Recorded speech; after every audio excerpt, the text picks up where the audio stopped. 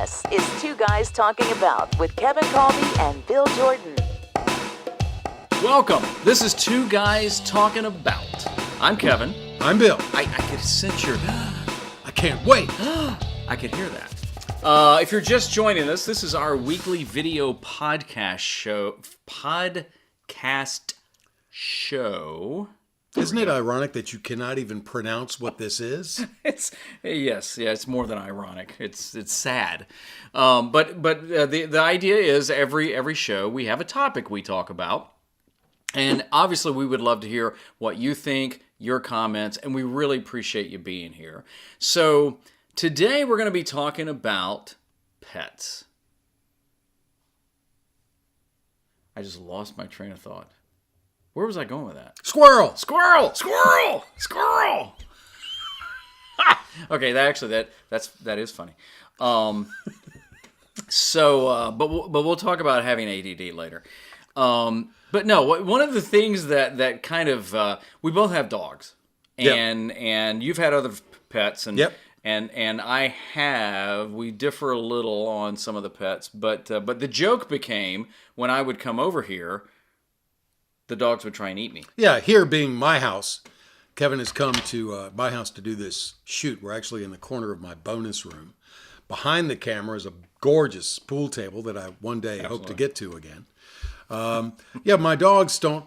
It's like they don't recognize him. They don't want to say they attack him, but they're pretty aggressively. They greet him aggressively, and then they know him, and then they're fine, and then he comes back, and they forget that they know him, and we go through the whole process again. But here, so to prove the point today, and by the way, I love dogs. I absolutely love dogs. But today, I get out of my truck. Right? Okay. So the first time I ever come over, Bill goes, "Hey, text me right before you get here so I can make sure the dogs are up." All right, great. He goes, because, they've got to get to know you, and that way they won't maul you. Yeah. Okay, I'm kind of paraphrasing. Yeah. But that's how I read it. Yeah. Once they sniff you and they're like, hey, yeah, you're cool. Right. Today, I get out of the truck and I stand there, and here they come up, and they're looking and smiling and sniffing and stuff like that. I walk around to the other side of the truck. They come around, they're like... Yeah, they didn't recognize him from one side of his vehicle to the other within 20 seconds. It's like a whole new person came in. Now, if you have dogs, you understand this, where, and it's the running joke, you come into the house and the dog's like, hey, I'm so glad to see you. You can go out to the mailbox and come back and the dog's like, hey, where have you been, man? It's been so long. Yep. And that's just why I love dogs. I grew up with dogs. My first dog was named Blackie. My second dog was named Squeaky. And then because it squeaked, and I was young. This is funny though. So I had a dog. It was a Sheltie. Very smart dog. Love Shelties, and the dog's name was Micah. So we had one of these kitchen guys come over, and he was talking to us about finishing the cabinets. We're not going to give you new cabinets. We'll just make them look new. Yeah. So he would keep talking about Formica. The Formica. And every time he'd do that, Micah would go, yeah. Oh, man. He was like, no. Okay. We'd laugh. He'd say, well, the Formica. Yeah. No. Can you use a different term? Because you're killing our dog. And then and now we have two dogs. One is a lab mix, Mocha. I am a coffee lover. Yeah, that's a good name. But she's a great dog. She's not full grown. She's a rescue dog. Yep. And then Sydney, who's part terrier and just kind of part annoying, really. And she was a rescue dog too. And that's what we got. That's cool. I've had dogs, I guess, my whole life. Threw a couple of cats in there. Rescue cats. See, this is where we completely... I didn't say I wanted them. Drawn a line in the kitty litter. I'm blaming this one on Mary Ann. Mary Ann brought them home. Going to find them a good home. I think we just did. I brought them home because we need to find them a good home. Okay, I know how this ends. But anyway, the cats were cool. And what made the cats cool, one was named Tigger, original. The other one was named Casey for kitty cat. These are very, very clever names. The cats were raised We got them both as kittens. They were raised with dogs, and they became dog-like. Our cats would come when you called them. Let's say I've absolutely, positively never experienced that with a cat. Yeah, well, there's that old rule of thumb of where your dog looks at you and goes, "Oh, they love me, they feed me, they care for me, they house me. They must be my God." And the cat does the same, but goes, "I must be God." Right? They love me, they worship me. I must be God. Dogs they just want to please you all the time, right? Oh, yeah. And the cat's just like, "All right, are you ready to feed me? Why don't you feed me, servant?" Yeah. I can see a little bit of my bottom of my food dish. That's what a cat does. I can see that, so I'm not going to eat. Okay. And you're going to feel guilty, and you're going to fill me. You're going to fill that bowl with my food. That's what every cat I've ever seen does that. And we bow to them. We do bow to the cat. So here's my question. Let's talk about like pet food. So for the dogs, do you do the premium or do you do the budget food? Well, I'll do a product placement here. We do pedigree, and then we'll buy like a wet food and do a scoop out of that, mix it with the dry, add some water, swish it around, throw in some fish oil or something. But yeah, we've been pitched all that stuff, and I love when you go to the grocery store or wherever you get your food, and it'll say new gourmet style, more flavorful. It's like, who's testing this stuff? How do they know it's more flavorful? And then Marion will say, "I think I tried it. This looks really good. I bought this new dog food for the girls, and I think it looks really good." I said, they eat poop. You know that, right? Yeah. That's what I say all the time. They eat poop. Yeah. And you think this looks better to them. Yeah. The next time you see the dog out in the yard and it's eating poop, just remember that it's not really that it doesn't care that much. And then they come in and give you a big old kiss. Yeah. Oh, look. And that's what we love about our dogs. So, have you ever tried dog food?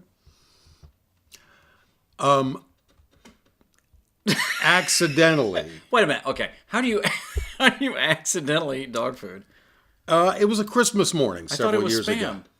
Well, it's a different kind of food. It was a Christmas morning, and on Christmas morning, Marianne will put out on our dining area table. We have a dining room and a dining area in the kitchen.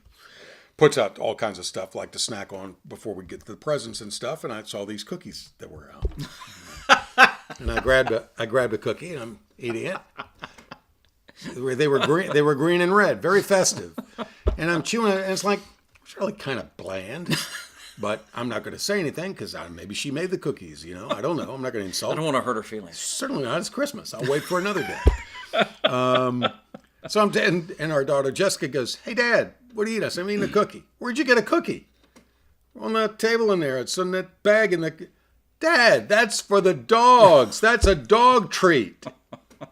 So what did I have to do? I had to eat another one. I couldn't act like I was disgusted. You had to play it out. I had to play it out. Had to eat another one. So yes, to answer your question, yes, I've eaten dog food. Have you? No, but I'll share this story only because we're friends, right? And only because I know my mother doesn't have the interweb. Right. Or the Facebook. The Facebook. Right. A few years ago, my parents were in. And I always love to mess with my parents because I feel like they've earned it. And so I got a piece of dog food from one of the dogs, and I asked my mom, "Hey, do you want to try one of these candies?" Son of the year. Popped it in. It's not very good. Still to this day, it's just a classic in the Kolbe household. Did you ever tell her? After she ate it. Oh, yeah. Perfect timing. Now, I will say this, though.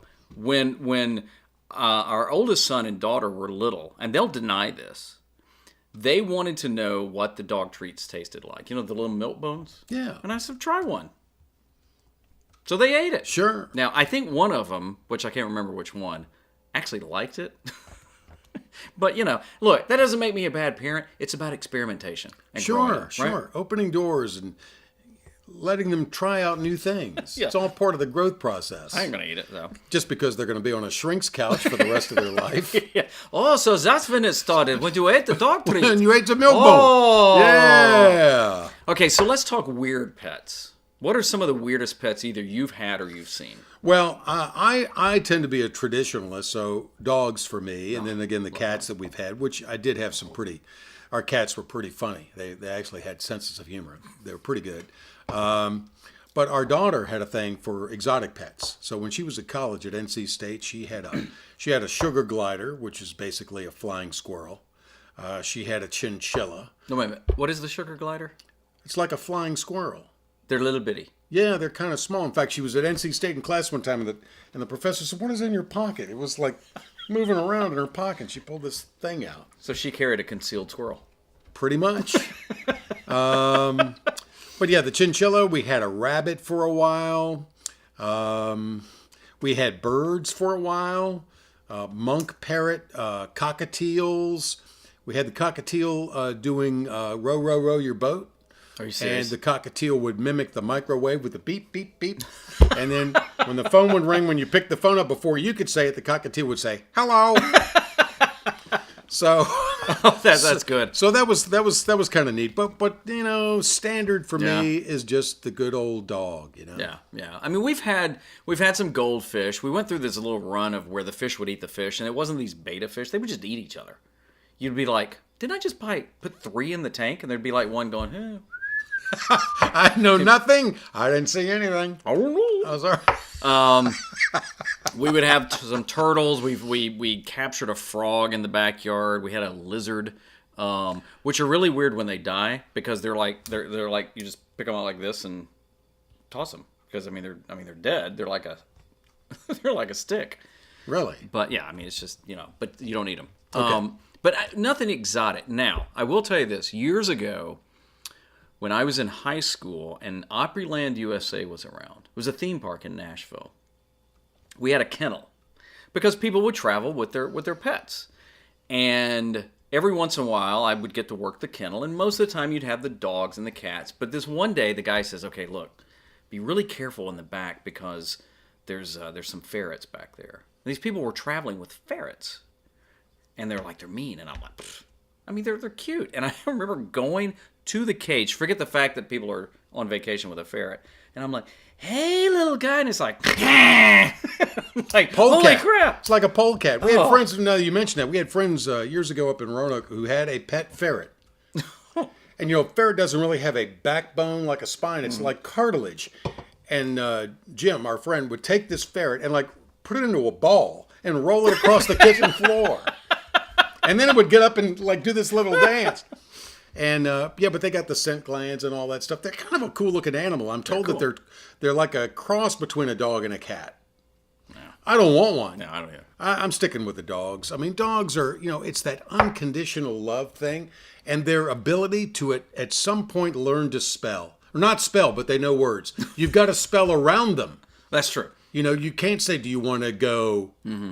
And they know what's coming next. Yeah. So we got to go RID, and you want to take them RID in? We need to take them RID, and you want to take them WALK? Do you want to take them? You got to spell around them. And then maybe one of the most charming things about dogs are popcorn paws. What is that? Their paws smell like popcorn. I've never thought about that. Check it out when you go home today. Just grab them and smell them. Just smell their feet. It's either popcorn or Fritos. They smell like popcorn paws. It's just something about the dog paw. It's just good. You're talking about keying off the words. Yeah. Our oldest dog now is practically deaf, which I shouldn't enjoy as much as I do, but I've got a really sick sense of humor. And so you can sneak up on her. Okay, I may edit that out. But anyway, please don't call the Humane Society. We really do love our dogs. She's really jumpy now. But when she could hear more, and so we crate our dogs, right? And so we'll go crate, and it means go to the crate. And a lot of dogs actually love staying in there. Something about the confinement. Yeah. Stuff. But when Mocha could hear, and we would say anything that would rhyme, like, "Oh man, that's great," she'd hop up. Oh, right. And go to the crate. Right. It's like, no. Now, when we had one of our dogs was a German Shepherd.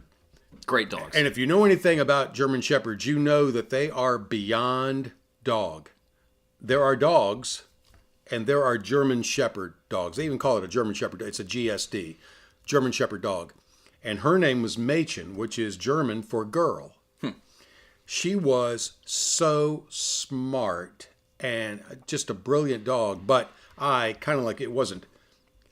hurting her self-esteem any, but playing off of the old World War II movies like The Great Escape and stuff, and they put Steve McQueen in the cooler. The cooler. So instead of going kennel at night, to her, I'd say, cooler. And she'd go into the cage. That would work? Yeah. Oh, that's great. So I great. trained her. That was the cooler for her. That's funny.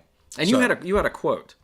Well, a dog quote. Yeah, well, or a pet quote. The thing as far as about, there's a great quote, and I think it's true. I need to be more of the type of person that my dog thinks I am. It's that unconditional love. They don't care what kind of a bad day I've had. They don't care how much money I'm bringing in. They don't care. Yeah. They just love you. Yeah. And I need to be more of the person that they see as opposed to who I probably am. And I mean, think smelling their paws. I mean, Yeah, that one I may try. Try You're going to try it. You're going to try it. Yeah, you are. You got to get hooked. Come here. Always on the paws. Come on, I just need a paw sniff. I just need a paw sniff. He's hooked. I'm a dog guy. I've just always been a dog guy. We're joking about Bill's pets trying to maul me, which is not really true. But, I just love dogs. But one of the things we would like to hear from you is, are you a pet person? And if so, what kind of pet do you have? Or what kind of pet had you have? Had you have? Did you have? Thank you very much. Math, English, it's just words. One of those things. Yeah, words. You just throw them together and they come out in some order. Some kind of weird order. But yeah, let us know what kind of pet you have and the name or any funny story about that, and we'll keep talking about that too. So we'd love to hear from you, good, bad, whatever. But we always appreciate you watching. And this has been Two Guys Talking About. I'm Kevin. I'm Bill. Thanks for watching. Smell those paws. This has been Two Guys Talking About with Kevin Kolbe and Bill Jordan. If you have an idea or comment or you're interested in sponsoring the show, connect and find out more at twoguystalkingabout.com. Two Guys Talking About is produced by Kolbe Creative Media.